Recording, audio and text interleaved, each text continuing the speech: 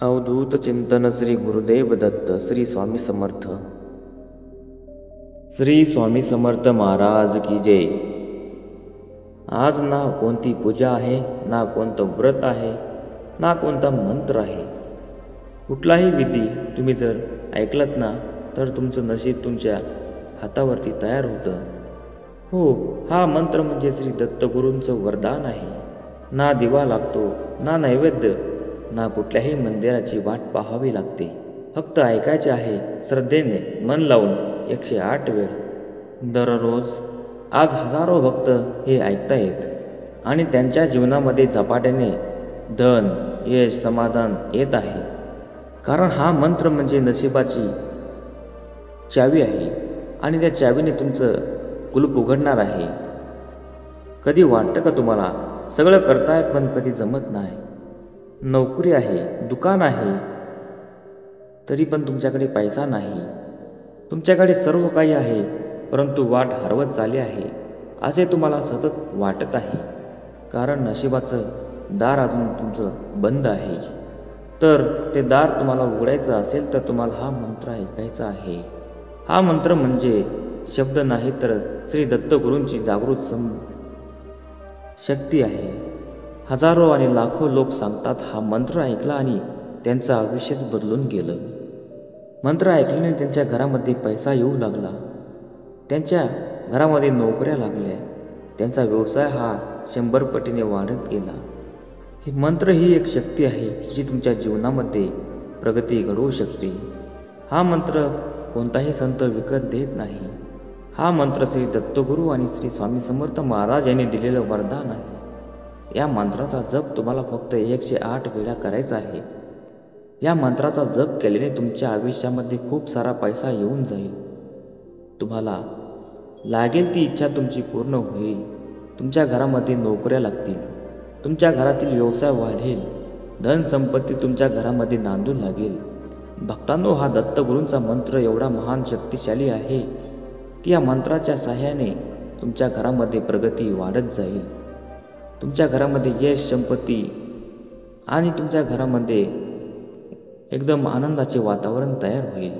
त्यामुळे भक्तांनो, लाखो भक्तांना या मंत्राचा फायदा झाला आहे आणि तुम्हालाही जर या मंत्राचा फायदा घ्यायचा असेल तर फक्त तुम्हाला हा मंत्र 108 वेळा नक्की ऐकावा लागेल। हा मंत्र श्री दत्तगुरू महाराज यांच्या पावनभूमीत तयार झालेला आहे। या मंत्राला कुठल्याही प्रकारचा दुर्लक्ष न करता हा मंत्र मन लावून ऐकावा लागतो। तेव्हाच या मंत्राची तुम्हाला प्रचिती मिळत असते। आणि तुम्ही या मंत्राला अर्धवट जर ऐकून सोडून जात असाल तर तुम्हाला या मंत्राचा कुठल्याही प्रकारचा फायदा होणार नाही। भक्तांनो, श्री दत्तगुरू महाराज यांच्या कृपेने सर्व भक्तांना त्यांच्या आयुष्यामध्ये सुख, समृद्धी, समाधान आणि पैसा मिळू लागला आहे। तुमचं आयुष्य, तुमचं भविष्य उज्ज्वल होण्यासाठी श्री दत्तगुरू महाराज तुमच्या सोबत कायम असतात। श्री स्वामी समर्थ महाराजांची शक्ती एवढी महान आहे की सर्व भक्तांना त्याची प्रचिती मिळत आहे। श्री स्वामी समर्थ महाराजांचा महिमा या जगामध्ये पूर्ण गाजत आहे। श्री दत्तगुरू महाराजांचे असे काही मंत्र तुमच्या आयुष्यामध्ये कलाटणी देऊन टाकणारे आहेत। या मंत्रामुळे तुमचे आयुष्य बदलून जाईल। भक्तांनो, दुर्लक्ष न करता तुमच्या आयुष्याला नवीन संधी देण्यासाठी हा व्हिडिओ तुमच्यापर्यंत आलेला आहे। तुमचे दिवस सोन्यासारखे येण्यासाठी, तुमच्या जीवनामध्ये खूप सारा पैसा येण्यासाठी आणि तुमचे जीवन आनंदाने भरून जाण्यासाठी हा मंत्र तुम्हाला उपयोगी पडणार आहे। त्यामुळे भक्तांनो, दुर्लक्ष करू नका। आणि तुम्ही जर चॅनलवरती नवीन असाल तर आपल्या चॅनलला सबस्क्राईब केल्याशिवाय पुढे जाऊ नका। श्री दत्तगुरू महाराजांच्या पावनभूमीमध्ये हे व्हिडिओ बनत असतात आणि त्या व्हिडिओला पाहून दुर्लक्ष केल्यास, सबस्क्राईब न केल्यास तुम्हाला फायदा तर मिळेल परंतु साथ मिळणार नाही। भक्तांनो, चला तर मग या मंत्राला सुरुवात करूया। हा मंत्र पुढील प्रमाणे आहे। ओम श्री दत्तात्रेयाय धनं देहि नमः। ओम श्री दत्तात्रेयाय धनं देहि नमः। ॐ श्री दत्तात्रेय धनं देहि नमः। ॐ श्री दत्तात्रेयाय धनं देहि नमः। ॐ श्री दत्तात्रेयाय धनं देहि नमः। ॐ श्री दत्तात्रेयाय धनं देहि नमः। ॐ श्री दत्तात्रेयाय धनं देहि नमः। ॐ श्री दत्तात्रेयाय धनं देहि नमः। ॐ श्री दत्तात्रेयाय धनं देहि नमः। ॐ श्री दत्तात्रेयाय धनं देहि नमः। ॐ श्री दत्तात्रेयाय धनं देहि नमः। ॐ श्री दत्तात्रेयाय धनं देहि नमः।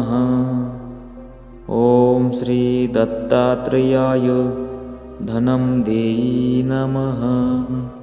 ॐ श्री दत्तात्रेयाय धनं देहि नमः। ॐ श्री दत्तात्रेयाय धनं देहि नमः। ॐ श्री दत्तात्रेयाय धनं देहि नमः। ॐ श्री दत्तात्रेयाय धनं देहि नमः।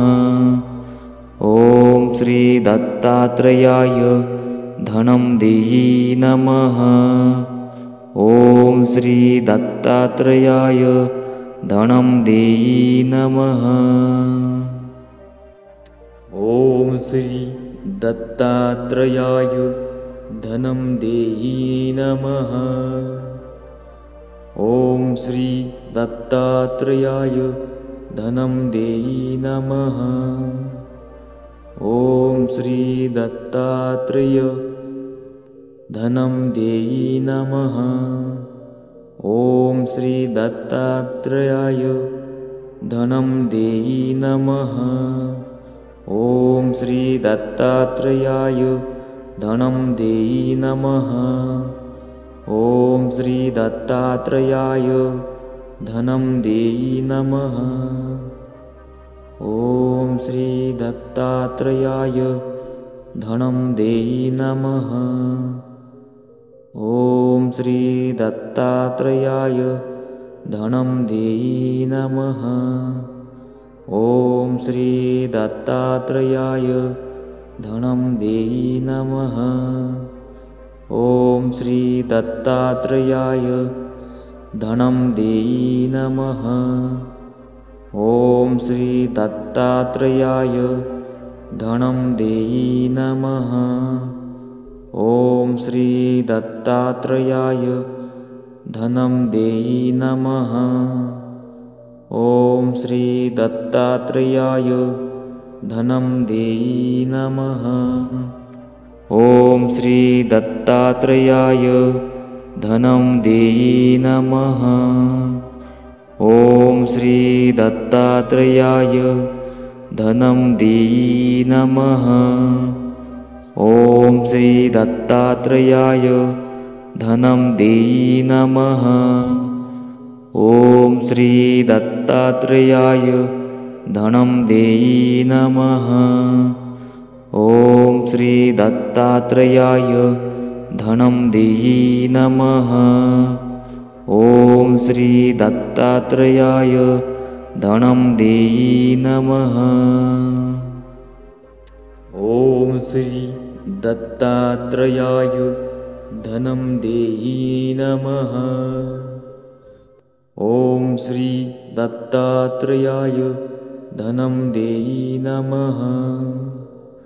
ॐ श्री दत्तात्रेय धनं देहि नमः।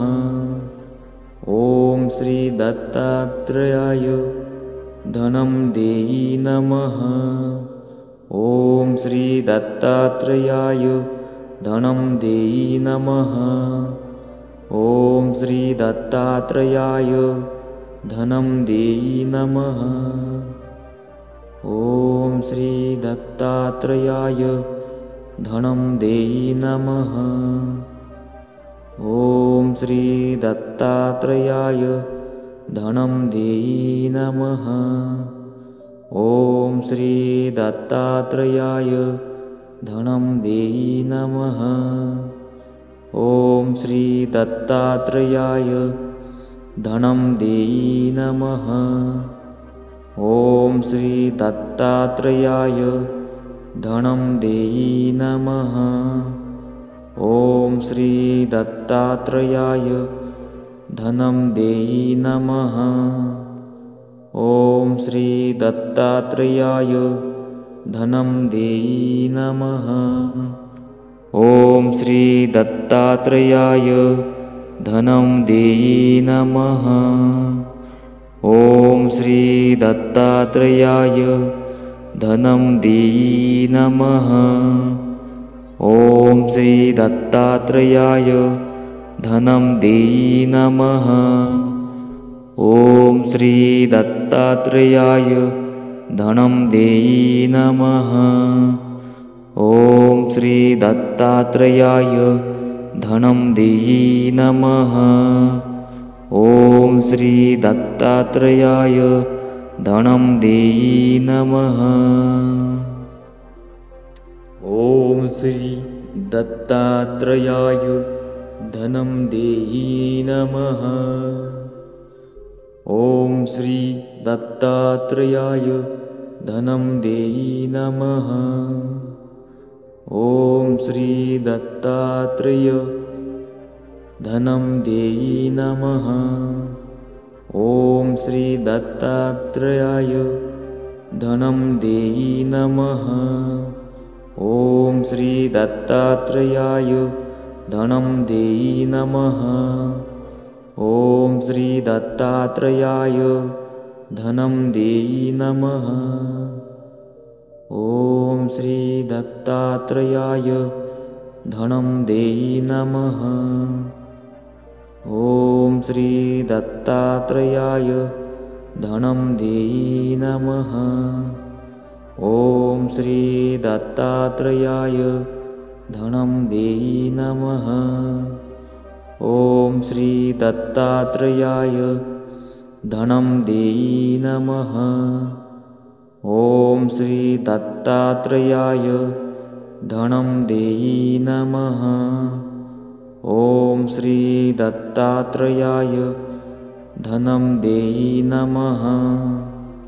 ॐ श्री दत्तात्रेयाय धनं देहि नमः। ॐ श्री दत्तात्रेयाय धनं देहि नमः। ॐ श्री दत्तात्रेयाय धनं देहि नमः। ॐ श्री दत्तात्रेयाय धनं देहि नमः। ॐ श्री दत्तात्रेयाय धनं देहि नमः। ॐ श्री दत्तात्रेयाय धनं देहि नमः। ॐ श्री दत्तात्रेयाय धनं देहि नमः। ॐ श्री दत्तात्रेयाय धनं देहि नमः। ॐ श्री दत्तात्रेयाय धनं देहि नमः। ॐ श्री दत्तात्रेय धनं देहि नमः। ॐ श्री दत्तात्रेयाय धनं देहि नमः। ॐ श्री दत्तात्रेयाय धनं देहि नमः। ॐ श्री दत्तात्रेयाय धनं देहि नमः। ॐ श्री दत्तात्रेयाय धनं देहि नमः। ॐ श्री दत्तात्रेयाय धनं देहि नमः। ॐ श्री दत्तात्रेयाय धनं देहि नमः। ॐ श्री दत्तात्रेयाय धनं देयी नमः।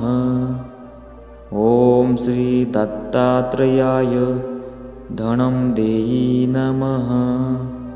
ॐ श्री दत्तात्रेयाय धनं देयी नमः।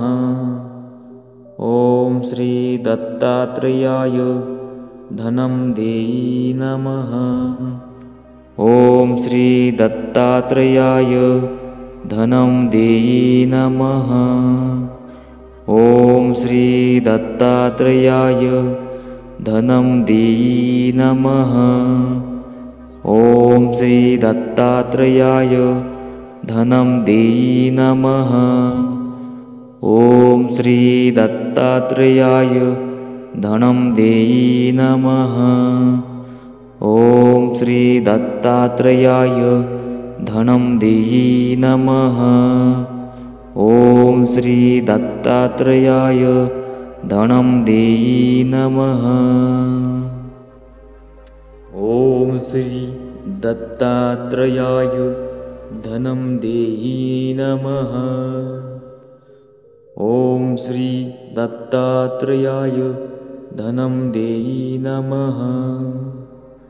ॐ श्री दत्तात्रेय धनं देयी नमः। ॐ श्री दत्तात्रेयाय धनं देयी नमः। ॐ श्री दत्तात्रेयाय धनं देयी नमः।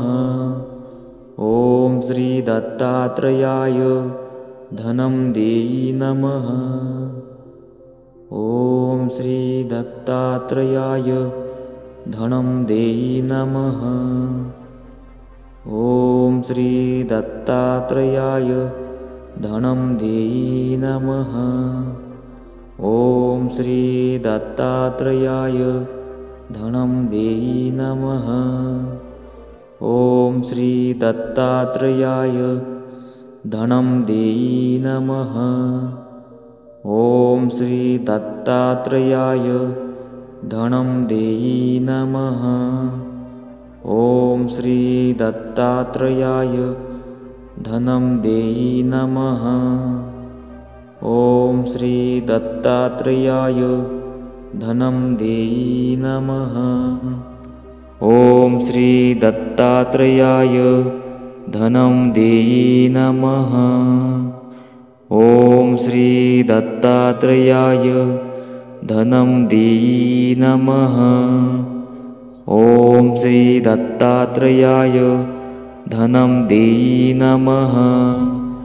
ॐ श्री दत्तात्रेयाय धनं देयी नमः। ॐ श्री दत्तात्रेयाय धनं देयी नमः। ॐ श्री दत्तात्रेयाय धनं देयी नमः। ॐ श्री दत्तात्रेयाय धनं देयी नमः। ॐ श्री दत्तात्रेयाय धनं देयी नमः। ॐ श्री दत्तात्रेय धनं देयी नमः। ॐ श्री दत्तात्रेयाय धनं देयी नमः। ॐ श्री दत्तात्रेयाय धनं देयी नमः। ॐ श्री दत्तात्रेयाय धनं देयी नमः। ॐ श्री दत्तात्रेयाय धनं देयी नमः। ॐ श्री दत्तात्रेयाय धनं देयी नमः। ॐ श्री दत्तात्रेयाय धनं देयी नमः। ॐ श्री दत्तात्रेयाय धनं देयी नमः। ॐ श्री दत्तात्रेयाय धनं देयी नमः। ॐ श्री दत्तात्रेयाय धनं देयी नमः। ॐ श्री दत्तात्रेयाय धनं देयी नमः। ॐ श्री दत्तात्रेयाय धनं देयी नमः। ॐ श्री दत्तात्रेयाय धनं देयी नमः। ॐ श्री दत्तात्रेयाय धनं देयी नमः। ॐ श्री दत्तात्रेयाय धनं देयी नमः। ॐ श्री दत्तात्रेयाय धनं देयी नमः। ॐ श्री दत्तात्रेयाय धनं देयी नमः। ॐ श्री दत्तात्रेयाय धनं देयी नमः। ॐ श्री दत्तात्रेयाय धनं देयी नमः। ॐ श्री दत्तात्रेय धनं देयी नमः। ॐ श्री दत्तात्रेयाय धनं देयी नमः। ॐ श्री दत्तात्रेयाय धनं देयी नमः। ॐ श्री दत्तात्रेयाय धनं देयी नमः। ॐ श्री दत्तात्रेयाय धनं देयी नमः। ॐ श्री दत्तात्रेयाय धनं देयी नमः। ॐ श्री दत्तात्रेयाय धनं देयी नमः। ॐ श्री दत्तात्रेयाय धनं देयी नमः। ॐ श्री दत्तात्रेयाय धनं देयी नमः। ॐ श्री दत्तात्रेयाय धनं देयी नमः। ॐ श्री दत्तात्रेयाय धनं देयी नमः। ॐ श्री दत्तात्रेयाय धनं देयी नमः। ॐ श्री दत्तात्रेयाय धनं देयी नमः। ॐ श्री दत्तात्रेयाय धनं देयी नमः। ॐ श्री दत्तात्रेयाय धनं देयी नमः। ॐ श्री दत्तात्रेयाय धनं देयी नमः। ॐ श्री दत्तात्रेयाय धनं देयी नमः। ॐ श्री दत्तात्रेयाय धनं देयी नमः। ॐ श्री दत्तात्रेयाय धनं देयी नमः। ॐ श्री दत्तात्रेय धनं देयी नमः। ॐ श्री दत्तात्रेयाय धनं देयी नमः। ॐ श्री दत्तात्रेयाय धनं देयी नमः। ॐ श्री दत्तात्रेयाय धनं देयी नमः। ॐ श्री दत्तात्रेयाय धनं देयी नमः।